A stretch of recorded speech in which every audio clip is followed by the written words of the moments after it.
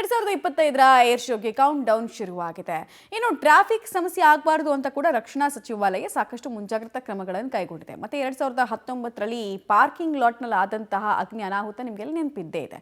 ಅದು ರಿಪೀಟ್ ಆಗದೇ ಇರೋ ರೀತಿ ಕೂಡ ಸಿದ್ಧತೆಗಳಾಗಿದೆ. ಪೂರ್ವ ತಯಾರಿಯ ಕುರಿತಂತೆ ಡೀಟೇಲ್ಸ್ ಇದೆ, ನೋಡ್ಕೊಂಡು ಬರೋಣ ಬನ್ನಿ.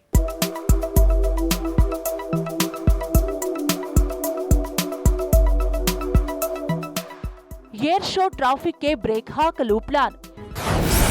2019ರಲ್ಲಿ ಆದ ಅವಘಡ ಮರುಕಳಿಸದಂತೆ ಅಗತ್ಯ ಕ್ರಮ. 15 ಎಕರೆ 5,000 ವಾಹನಗಳಿಗೆ ಒಂದೇ ಸ್ಥಳ.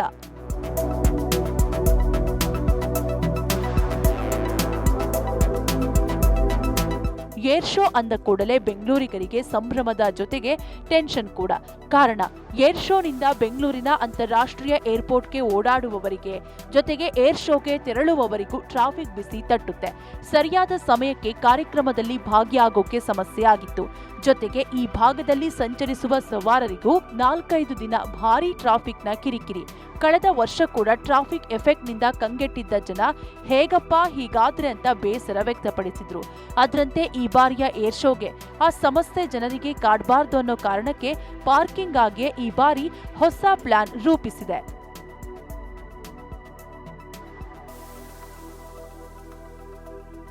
ಹೌದು, ಏರ್ ಶೋಗೆ ಬರುವವರಿಗೆ ಮತ್ತು ಕಾರ್ಯಕ್ರಮಕ್ಕೆ ಬರುವವರಿಂದ ಸಾರ್ವಜನಿಕರಿಗೆ ಸಮಸ್ಯೆ ಆಗಬಾರ್ದು ಅನ್ನೋ ಕಾರಣಕ್ಕೆ ಈ ಬಾರಿ ಜಿಕೆವಿಕೆಯಲ್ಲಿ ಪಾರ್ಕಿಂಗ್ ವ್ಯವಸ್ಥೆ ಮಾಡಲಾಗಿದೆ. ಬರೋಬ್ಬರಿ ಜಿಕೆವಿಕೆ ಒಳಭಾಗ 15 ಎಕರೆಯಲ್ಲಿ ಏಕಕಾಲಕ್ಕೆ 5,000 ವಾಹನ ನಿಲ್ಲಿಸಲು ಬೇಕಾದ ವ್ಯವಸ್ಥೆ ಮಾಡಲಾಗಿದೆ. ಈಗಾಗಲೇ ಸಂಪೂರ್ಣ ಜಾಗ ಮಾರ್ಕಿಂಗ್ ಮಾಡಿ ವಾಹನಗಳು ಸುಸಜ್ಜಿತವಾಗಿ ನಿಲ್ಲಲು ಬೇಕಾದ ವ್ಯವಸ್ಥೆ ಮಾಡಲಾಗಿದೆ.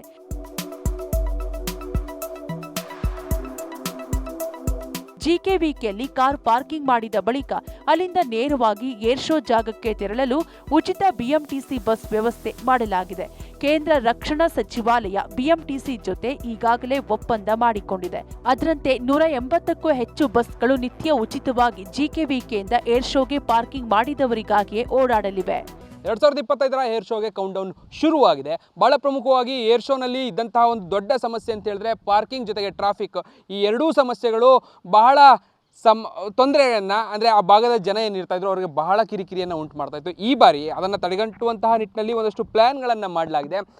ಕೇಂದ್ರ ರಕ್ಷಣಾ ಸಚಿವಾಲಯ ಜೊತೆಗೆ ಇಲ್ಲಿನ ಕರ್ನಾಟಕ ಸರ್ಕಾರ ಒಂದಷ್ಟು ಪ್ಲ್ಯಾನ್ಗಳನ್ನು ಮಾಡಿ ಈ ಬಾರಿ ಟ್ರಾಫಿಕ್ ಸಮಸ್ಯೆಯನ್ನು ತಡೆಗಟ್ಟಬೇಕು ಅನ್ನುವಂಥ ನಿಟ್ಟಿನಲ್ಲಿ ಜಿಕೆವಿಕೆಗೆ ಪಾರ್ಕಿಂಗ್ ವ್ಯವಸ್ಥೆಯನ್ನು ಶಿಫ್ಟ್ ಮಾಡುವಂಥ ಕೆಲಸವನ್ನು ಮಾಡಿದ್ದಾರೆ. ಇಷ್ಟು ವರ್ಷವೂ ಕೂಡ ಅಲ್ಲಲ್ಲಿ ಬೇರೆ ಬೇರೆ ಕಡೆಗಳಲ್ಲಿ ಪಾರ್ಕಿಂಗ್ಗಳಿಗೆ ವ್ಯವಸ್ಥೆಯನ್ನು ಮಾಡಲಾಗ್ತಾ ಇತ್ತು. ಬಟ್ ಆದರೆ ಅಲ್ಲಿ ಜಾಗ ಸಾಕಾಗ್ತಾ ಇರಲಿಲ್ಲ. ಜೊತೆಗೆ ಹೊರಭಾಗದಲ್ಲಿ ಅದರಿಂದ ಟ್ರಾಫಿಕ್ ಸಮಸ್ಯೆ ಕೂಡ ಹೆಚ್ಚಾಗ್ತಾ ಇತ್ತು. ಬಟ್ ಆದರೆ ಈ ಬಾರಿ ಜಿಕೆವಿಕೆ ಒಳಭಾಗದಲ್ಲಿ ಸುಮಾರು 15 ಎಕರೆ ಭೂ ಪ್ರದೇಶವನ್ನು ಪಾರ್ಕಿಂಗಿಗಾಗಿಯೇ ಮೀಸಲಿಡುವಂಥ ಮುಖಾಂತರವಾಗಿ ಯಾವುದೇ ರೀತಿಯಾದಂಥ ಸಮಸ್ಯೆಗಳು ಆಗಬಾರ್ದು ಅನ್ನುವಂತಹ ನಿಟ್ಟಿನಲ್ಲಿ ತಯಾರಿಗಳನ್ನು ಮಾಡಿಕೊಂಡಿದ್ದಾರೆ. ಬಹಳ ಪ್ರಮುಖವಾಗಿ ಜಿಕೆವಿಕೆಯಲ್ಲಿ ಯಾವುದೇ ಭಾಗದಿಂದ ಬಂದರೂ ಕೂಡ ಜಿಕೆವಿಕೆಯಲ್ಲಿ ವಾಹನಗಳನ್ನು ಪಾರ್ಕ್ ಮಾಡೋದಕ್ಕೆ ವ್ಯವಸ್ಥೆಯನ್ನು ಮಾಡಲಾಗಿದೆ. ಮುಖ್ಯವಾಗಿ ಜಿಕೆವಿಕೆ ಒಳಭಾಗದಲ್ಲಿ ಬಂದು ಪಾರ್ಕ್ ಮಾಡಿದಂಥವ್ರಿಗೆ ಇಲ್ಲಿಂದ ಏರ್ ಶೋ ಪ್ರದೇಶಕ್ಕೆ ಹೋಗೋದಕ್ಕೆ ಫ್ರೀ ಬಿಎಂಟಿಸಿ ಬಸ್ಗಳನ್ನು ಕೂಡ ವ್ಯವಸ್ಥೆಯನ್ನು ಮಾಡಲಾಗಿದೆ. ಇಲ್ಲಿ ಬಂದು ಕಾರ್ನ ಪಾರ್ಕ್ ಮಾಡಿದ ಬಳಿಕ, ಅಂದರೆ ನಿಮ್ಮ ವಾಹನವನ್ನು ಪಾರ್ಕ್ ಮಾಡಿದ ಬಳಿಕ ನೇರವಾಗಿ ಇಲ್ಲಿಂದಲೇ ಬಸ್ ವ್ಯವಸ್ಥೆಯನ್ನು ಮಾಡಲಾಗಿರುತ್ತೆ. ಅದೇ ಬಸ್ಗಳ ಮುಖಾಂತರವಾಗಿ ನೀವು ಏರ್ ಶೋ ನಡೀತಾ ಇರುವಂಥ ಸ್ಥಳಕ್ಕೆ ಹೋಗಬಹುದು. 2019ರಲ್ಲಿ ಸಂಭವಿಸಿದ್ದ ಅಗ್ನಿ ಅವಘಡದಿಂದ ಏರ್ ಶೋಗೆ ಬಂದಿದ್ದ ಸಾರ್ವಜನಿಕರ 300ಕ್ಕೂ ಹೆಚ್ಚು ಕಾರುಗಳು ಸಂಪೂರ್ಣ ಸುಟ್ಟು ಹೋಗಿದ್ದವು.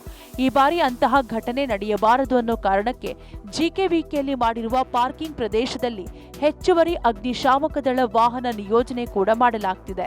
ಈ ಸಂಬಂಧ ಸಚಿವಾಲಯದ ಹೊಸ ಪ್ಲಾನ್ಗೆ ಸ್ಥಳೀಯರು ಕೂಡ ಸಂತಸ ವ್ಯಕ್ತಪಡಿಸಿದ್ದಾರೆ. ನಮ್ಮ ಜಿಕೆವಿಕೆ ಗ್ರೌಂಡ್ ಏನಿದೆ, ಪಾರ್ಕಿಂಗ್ ವ್ಯವಸ್ಥೆ ಏನು ಅಲ್ಲಿ ಮಾಡಿದಾರಲ್ಲ, ಅದೊಂಥರ ಸ್ಪೇಷಿಯಸ್ ಆಗಿದೆ. ಅಲ್ಲಿಂದ ನಮ್ಮ ಬಿಎಂಟಿಸಿನ ಯೂಸ್ ಮಾಡಿಕೊಂಡು ಇಲ್ಲಿಗೆ ಬಂದು ಹೋಗೋವಂಥ ಏನು ಸಿಸ್ಟಮ್ ಇದೆಯಲ್ಲ, ಇದರಿಂದಾಗಿ ಎಲ್ಲರಿಗೂ ಹೆಲ್ಪ್ ಆಗುತ್ತೆ ಈ ಪರ್ಟಿಕ್ಯುಲರ್ ಸಿಸ್ಟಮ್ ಮಾಡಿರೋದು. ಒಟ್ಟಾರೆ ಪಾರ್ಕಿಂಗ್ ಮತ್ತು ಸೇಫ್ಟಿ ವಿಚಾರವಾಗಿ ಈ ಬಾರಿ ಕಳೆದ ವರ್ಷಕ್ಕಿಂತಲೂ ಹೆಚ್ಚು ಮುಂಜಾಗ್ರತಾ ಕ್ರಮ ಕೈಗೊಂಡಿದ್ದು ಜನ ಕೂಡ ಅಷ್ಟೇ ಅಚ್ಚುಕಟ್ಟಾಗಿ ಸಹಕರಿಸಬೇಕಿದೆ. Raghu Mariswamy, metro bureau, Public TV, Bengaluru.